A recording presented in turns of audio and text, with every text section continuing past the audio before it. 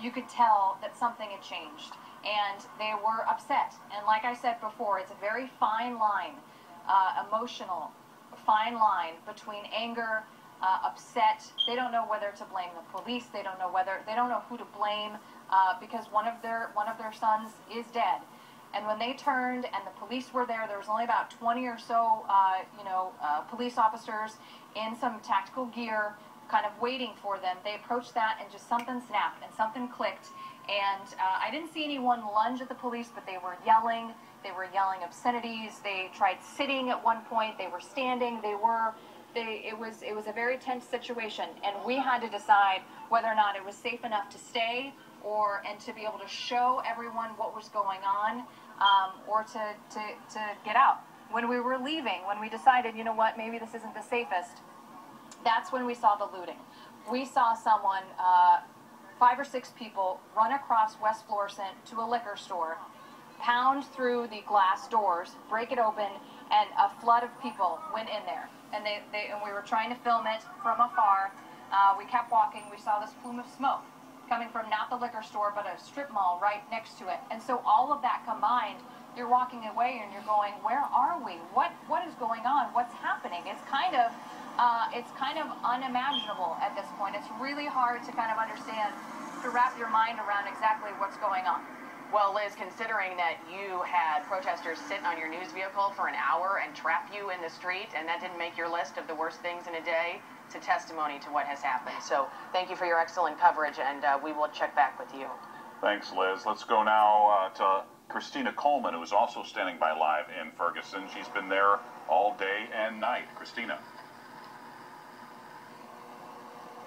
Right, well, just moments ago, we saw police cars kind of speed off almost the same time we were hearing Elizabeth Matthews talk about it. So, we were just wondering what was going on here, because here at West Florissant and Ferguson, things have calmed down. The road is completely cleared out. All you see are officers. Nobody is out here walking and shouting and screaming like they were, earlier this evening. But, things have just calmed down. This whole row of this whole street was just full of officers. It was just a sea of red and blue, and there was no way to go past it.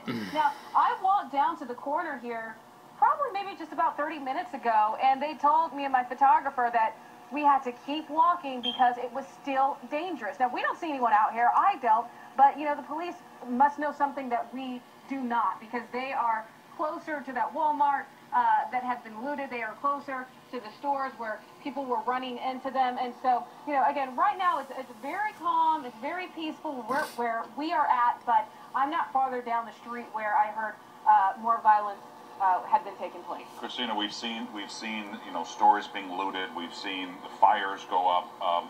Give us an idea of what people are going to wake up to tomorrow morning in Ferguson, because a lot of these stores in Ferguson are owned by people who live in Ferguson.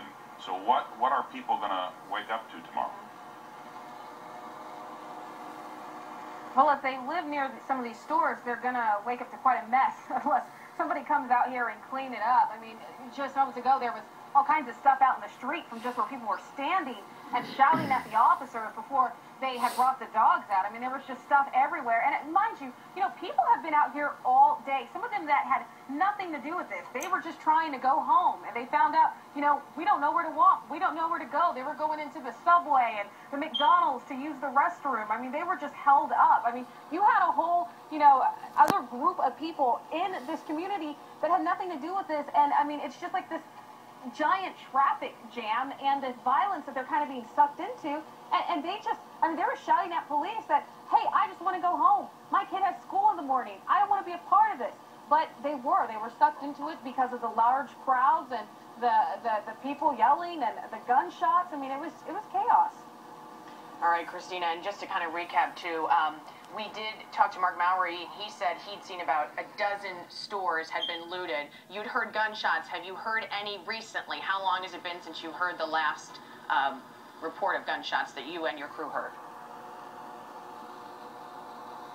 Oh, it had to be several hours ago. I mean, I was live, so I would say maybe just at the top of the hour at 10 o'clock is when we heard it. I wasn't sure. I wasn't sure if I should duck or, what I should do for my photographer, if I should what should happen. And we were live. It was just after 10 o'clock, and we heard that. And, you know, it's just one of those things where you just hope that there's not more violence. You know that there's a lot of people out here that are hurting. You know, they're coming up to me and they're like, ma'am, do you have a child? Do you have a son? What would you do if this happened to you? And, you know, you as a reporter, you don't know how to convey their sadness on air. And to show this violence, you know, there was a lot of people who didn't want this. You know, like Mike had mentioned and Elizabeth, there were people out here who wanted a very calm and peaceful prayer vigil. And actually, there were protesters out here. They planned a march for 10 o'clock tomorrow morning at the police department. Now, I have no idea if that's going to take place because this, you know, chaos has gone on for hours tonight. All right, Christina Coleman reporting live from Ferguson. Thank you very much. Of course, Reverend Al Sharpton is headed to St. Louis. He will meet with Michael Brown's family tomorrow. He's spoken on the phone apparently with his grandfather and calling all of this, quote, very disturbing.